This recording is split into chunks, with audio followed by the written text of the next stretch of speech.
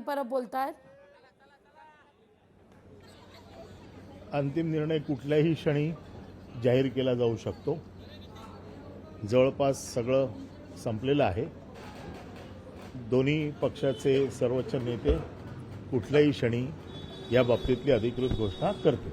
तरी कुठल्याही क्षणी म्हणजे आजपासून कुठल्याही क्षणी. जागा वाटपाचा काही फॉर्म्युला ठरलेला आहे?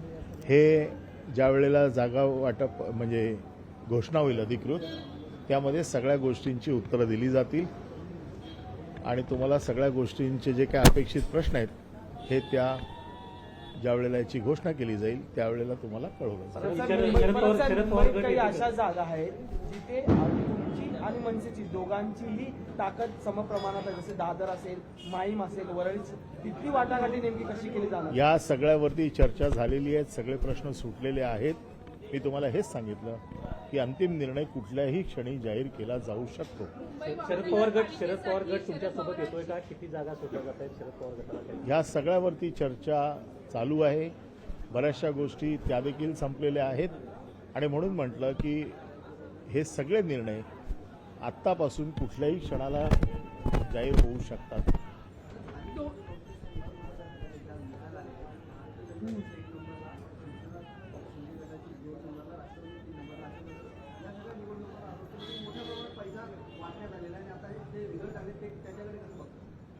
नाही, आम्ही तर आपल्याला माहिती आहे की या निवडणुका गावकी आणि भावकीमध्येच आत्तापर्यंत लढल्या गेल्या होत्या. शिवसेना देखील त्याच पद्धतीने या निवडणुका लढत होती आणि ह्या वेळेला पैशाचं अफाट प्रदर्शन किंवा पैशाचा वारेमाप वापर किंवा पैशाची गारपीट ही ह्या निवडणुकीमध्ये झाली आहे आणि त्याचे ते निकाल आहेत. भाजपचे नेते असं म्हणतात की ही नगर परिषद नगरपंचायतच्या निवडणुका झाकी आहेत, महापालिका अजून बाकी आहेत. महापालिकेवर सुद्धा 150च्या प्लस जागा या भाजप जिंकेल आणि त्याचबरोबर महायुतीचा महापौर यावेळेस बसेल. आता ज्या महानगरपालिकेत 100 जागा आहेत तिकडे ते 150 जिंकणार आहेत.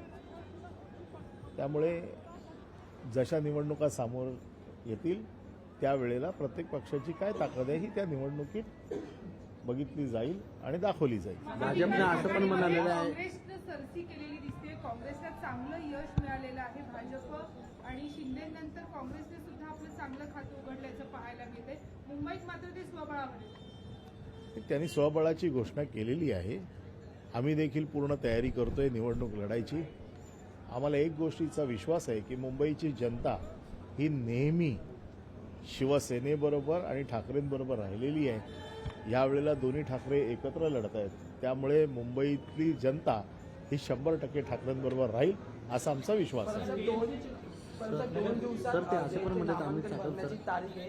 कधीपर्यंत तुमचं जागा वाटपाचा तिला सुरू कारण की अवघी शेवटचे 2 दिवस आत्तापासून कुठल्याही क्षणी. तर आम्ही साहेब असं पण म्हणाले की आजच्या निकालामुळे महाविकास आघाडीला चपराक मिळालेली आहे असे पण म्हणाले.